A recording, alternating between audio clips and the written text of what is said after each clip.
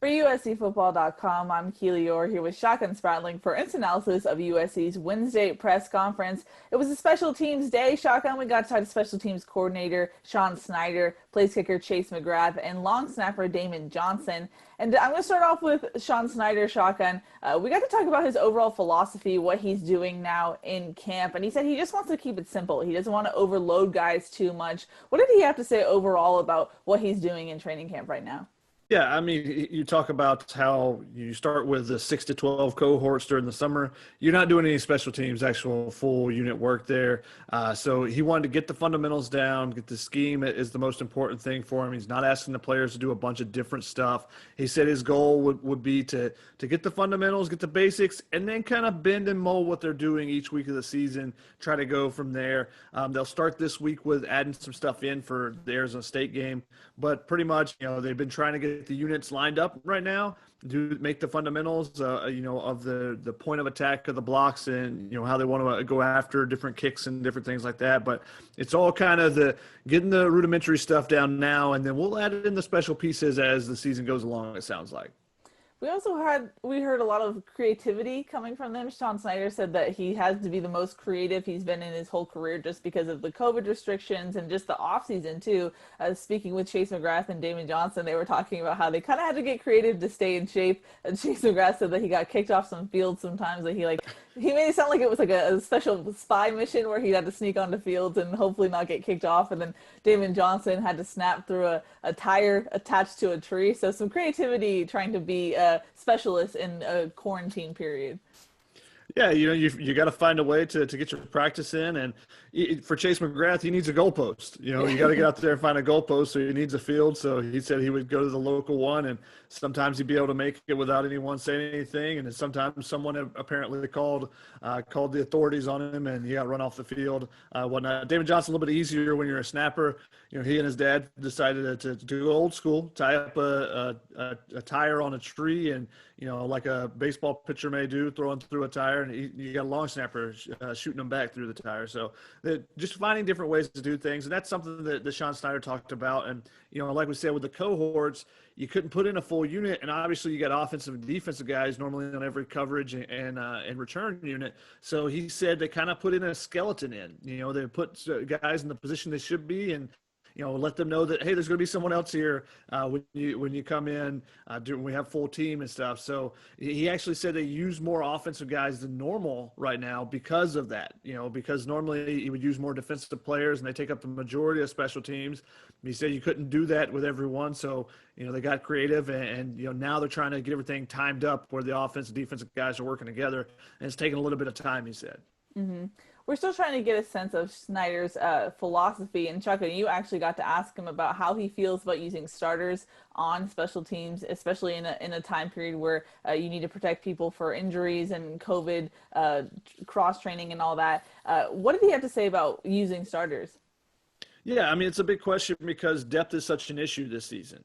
Whether it be injuries in such a short season where you may lose an entire season, or if you have a COVID positive test and then the contact tracing afterwards, you could lose several spots in the position group. And you look at like the linebackers or tight ends that are used heavily on special teams. If that is the case, what do you do then? And he said everybody's available. His normal philosophy is that he doesn't want to put starters on more than 2 units, which is something I found interesting because John Baxter in the past, you would have guys like Austin Jackson be on several units, when it's like, why does that guy necessarily need to be out there? Or Zach Banner or Damian Mama, when they were coming back from injuries, they're thrown right back into the mix doing as the punt blockers. And like, maybe that's not the best usage of extra plays on their body and stuff, but he said that he wants to maximize the starters, but only use them on 2 units. And he said that the guys that are going to be out there are guys that are going to pay attention and, they're going to spend a little bit of time during the week actually looking at some film of special teams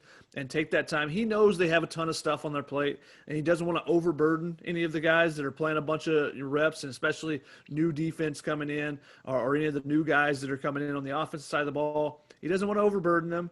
So he's trying to give them, again, keeping it simple and give them a little bit, but he wants guys that are going to go that extra step and pay attention to special teams as well and do a little special teams film study and whatnot during the week. He said those are the guys that will be successful on special teams also. Snyder said that they're still trying to sort through who the returners are going to be. He mentioned the usual suspects like Amon-Ra St. Brown and Tyler Vaughns. But Shotgun, I'm just curious as far as trying to figure that out. How much does Gary Bryant and his injury, or he's been injured for a while, does that impact why they're still trying to figure out who's going to be the returners? Just because we thought Gary Bryant could add that spark to special teams. I think so. I think you're right on the bat there because Gary Bryant is such an elusive and a unique playmaker that USC maybe didn't have. And the guys that Sean Snyder talked about with Amon-Ra St. Brown, Elijah Griffin, Tyler Vaughn, Stephen Carr, none of them bring the same speed that Gary Bryant has and combine it with the elusiveness that he has. So I think that's why you're seeing that they're trying a bunch of guys. Now, Amon-Ra St. Brown, Tyler Vaughn, sure-handed, both those guys. So those are the type of guys you're looking for in your punt returns. But Gary Bryant could add a different element to it. And because he's been injured, we did see him in some of the early footage, was back there returning kicks and stuff. So since he's been injured for a while now, he was out again yesterday, it makes it, you wonder, can he push himself into that competition, or are they going to just stick with the veteran guys and let's just go with the guys that have done it before, the guys that we've relied on in the past? That's a big question with a short season and with things getting here quicker than later. Then we'll see if Gary Bryant moves into that mix as well if he comes back and is able to practice here in the next week or so. Mm-hmm. Now I'm going to put a disclaimer. You're about to hear some Ben Griffiths hype, but it's not coming from me or Dan from the past. It came from Sean Snyder. He was sounded pretty excited about the potential of Ben Griffiths. He talked about Chase McGrath and Damon Johnson, and he said, you know what you're getting with those guys. Those are sure-handed guys. But then when he talked about Ben Griffiths, he talked about how he's flourishing, how he's improving. So I specifically asked him, well, where is he improving and how is he improving and what are you expecting from him? And he said, his potential is unlimited this season. So Shotgun, you can go into a little bit more detail. What did he have to say about Griffiths and what some of the hype that came out of that? Whoa! It isn't us. Put our hands up. We're not doing it. We're not on the hype train yet. Exactly. We obviously can't see anything. We definitely think that Ben Griffiths has a ton of upside and potential, and that's the two words that Sean Snyder used talking about him. He said one of the things he's done is he's gotten the control of the directional punting a little bit better. One of the things Sean Snyder says, if you shank a punt like that, then it can be really bad.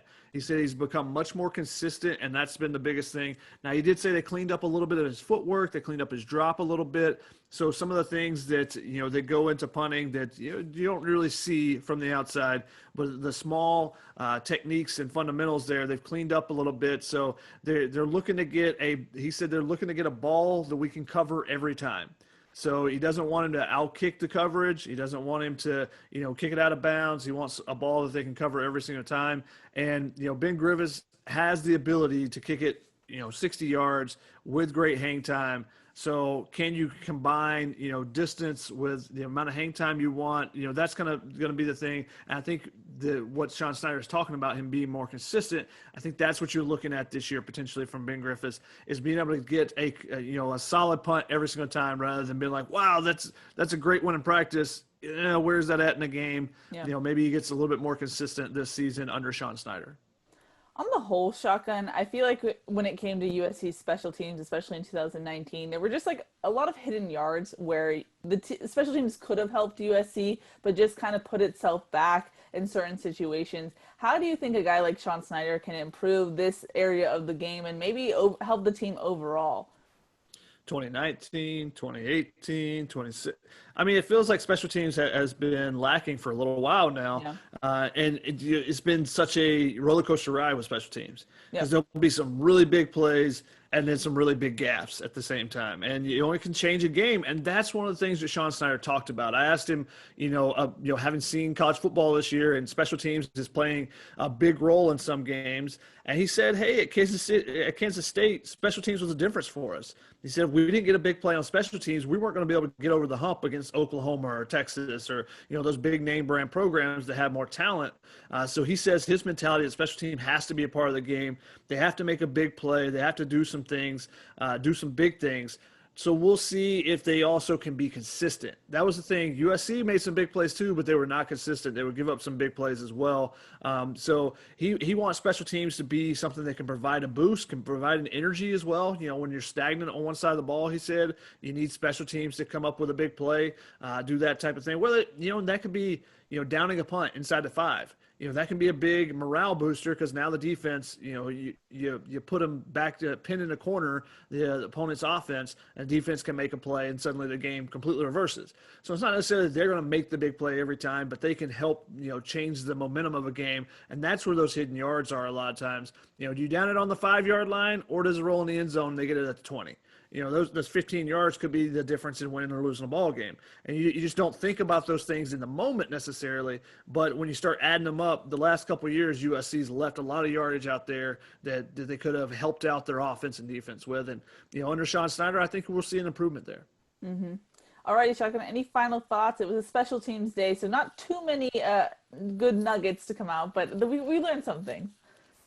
I just want to point out that Damon Johnson – who, you're a long snapper. You're barely ever getting recognized. You're barely ever getting interviewed. If you do, usually it's a bad thing. Long snapper has messed up, and he has basically not messed up in his career. Chase McGrath said he didn't remember Damon ever having a bad snap during his time at USC, though Damon said that the game at Washington State his freshman year, he said he would like to forget that one. He said it's the only game that he would – what he did say was, my only game I would say that it was imperfect. I was like, whoa, that's impressive if you're – I don't know if he meant to say it that way. But he was just super relaxed. He had his arm back. For a long snapper that doesn't get interviewed much, he was chill and relaxed. And maybe that's just the confidence of being a redshirt senior and the fact that he's really good at his job. The specialists in general have a very relaxed, chill vibe to them, and I guess True. They show up an hour early to practice, and then they would kind of walk off halfway through practice was done. So there's a different vibe for them. Oh, yeah, definitely. I mean, you got Chase McGrath. He's got the parted hair. You got Ben Griffiths with the Aussie accent. Everyone's got a little bit something on the special teams. So there usually are some characters on special teams. So it's not that surprising to see that. But I did think it was interesting to see Damon Johnson was super chill and super relaxed, despite it being one of his first times in front of a swarm of media. I love it. Not everyone is that comfortable in front of the media, so I'll take it. True. That's great. There's plenty of stars that have that we talk to all the time that aren't comfortable as well. So it's fun to see the guys that can take it in stride and not have any issues with it. Yep, exactly. Alrighty, that's going to wrap it up for USC's Wednesday press conference. For Shotgun Spratling, I'm Keely Eure. For more, check out uscfootball.com.